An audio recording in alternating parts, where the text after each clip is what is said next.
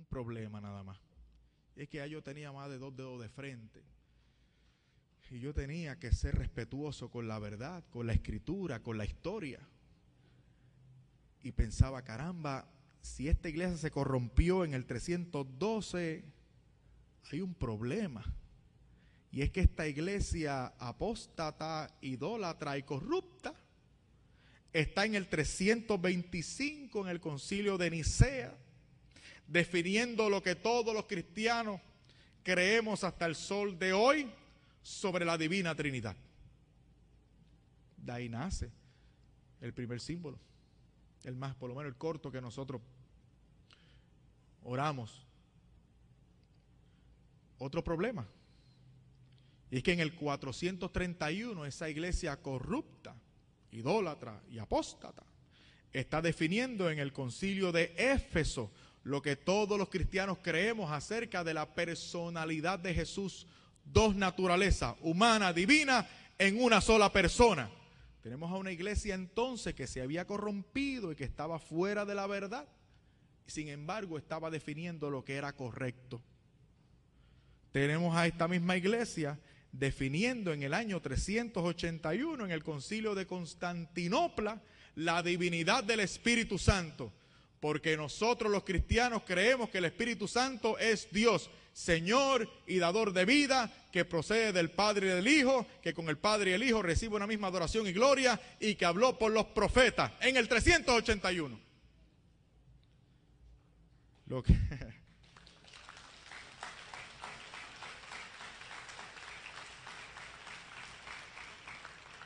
Pero lo que más me dolió es que esa iglesia que yo llegué a odiar tanto,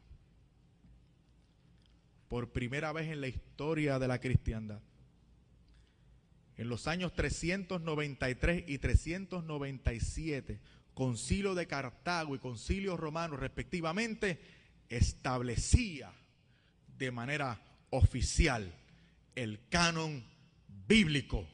El primer listado oficial de libros de la Escritura lo establecieron obispos católicos romanos. De manera que esta iglesia, de la que yo no quería saber nada, era la iglesia que me había compuesto la Escritura, la había preservado y conservado durante todos estos años, hasta el siglo XVI, que yo la heredo. Fascinante, ¿no? Yo quería encontrar el texto, un texto que me dijera que era la Biblia nada más, lo que estaba escrito nada más. Hermanos, por mi madre lo busqué, y lo busqué insaciablemente. Me encontré, sin embargo, con Primera de Timoteo 3:16.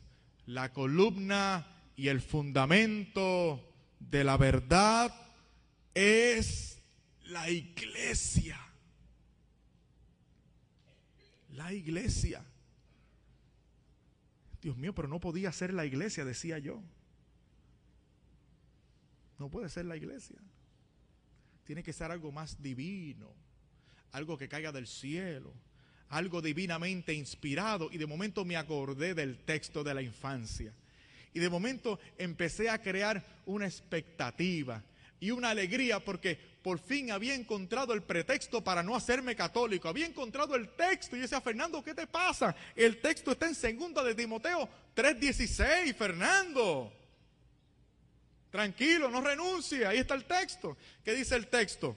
Toda escritura es inspirada por Dios y útil para enseñar, corregir, exhortar, redarguir, a fin de que todo hombre llegue a ser perfecto a la altura del Señor Jesús. Ahí está el texto. Fernando, recuerda que tienes que estudiar un poquito más profundamente, porque esta es la palabra de Dios. Lee el contexto, examina la historia. Señor, por favor, no me conduzcas a hacer eso, porque cada vez que tú me dices eso, yo me encuentro con lo que no quiero encontrarme. Si el texto está claro, Señor, profundiza aún más. Sentía yo de manera convincente, me decía el Espíritu Santo. Así que yo comencé a estudiar un poquito más y me encontré con lo siguiente. Cuando Pablo le dice a Timoteo que toda escritura es inspirada por Dios, se estaba refiriendo al Antiguo Testamento. Yo creía que el Nuevo Testamento era inspirado. Pero había más. Se refería a la primera Biblia de los cristianos.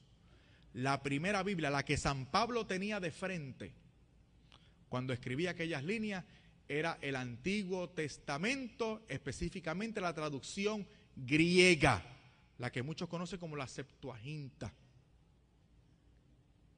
¿Y qué con eso? Sencillo. Que la primera Biblia de los primeros cristianos, el Antiguo Testamento griego, contenía los libros deuterocanónicos que no existían en mi Biblia. Ahora resulta que lo que Pablo llama inspirado y palabra de Dios, yo no lo tenía en mi escritura, porque mis padres los reformadores lo habían quitado. Entonces el texto que yo había esgrimido en mi defensa para no hacerme católico se había vuelto en contra mía para señalarme a la iglesia que sí tenía los libros deuterocanónicos, había perseverado en la enseñanza y en la instrucción de que esos libros eran divinamente inspirados. Entonces yo llegué a pensar, bueno, pues con razón yo no creo que podamos interceder por nuestros hermanos difuntos para que Dios tenga misericordia de sus almas. Si nosotros lo hemos quitado, estaba en 2 de Macabeo capítulo 12. Es como si yo quitara el libro de Apocalipsis de sus Biblias y después los regañara a ustedes porque ustedes hablan del Cordero de Dios que quita el pecado del mundo. Seguro si está en Apocalipsis. ¿Se dan cuenta? Pero eso de la tradición está mal. Esta gente sigue la tradición. Y Jesucristo es enfático en el capítulo 15 de San Mateo. Usted ha corrompido la palabra de Dios con tradiciones humanas. ¿Pero a qué se refería el Señor? Me cuestionaba yo. Se refería a la tradición corrupta por los hombres. Pero San Pablo, en 2 de Tesalonicenses 2:15, decía y exhortaba: permanezcan firmes en las tradiciones que han recibido de nosotros, ya sea por voz, por enseñanza oral o por escrito. Yo estaba leyendo el griego era tradiciones. Busqué la Biblia mía, la Biblia con la que yo predicaba, la Biblia evangélica, y decía doctrina, no decía tradiciones. Porque tradición era paradosis y enseñanza era didageo, didascalia. Y no aparecía didageo, didascalia, lo que aparecía era paradosis, que implica una enseñanza que se pasa de mano en mano. Y tenía sentido para mí, porque yo sabía, ya se sabe, ya es de conocimiento general. Primero fue la tradición, primero fue la iglesia y después fue la escritura. De hecho, esta fue la iglesia que escribió la escritura. Es más, en 1 de Tesalonicenses, capítulo 2, versículo 13, encontré yo que él agradecía al Señor porque ellos acogieron la tradición que él daba como palabra de Dios y no palabra de hombre.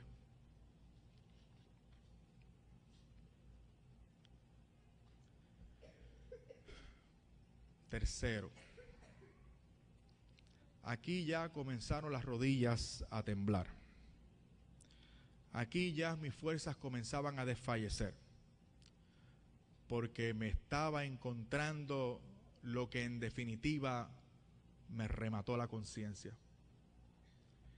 Y es que esa iglesia primitiva, esa iglesia de los padres, esa iglesia martirial, era una iglesia que perseveraba en la Eucaristía y tenía un aprecio singularísimo por la Eucaristía.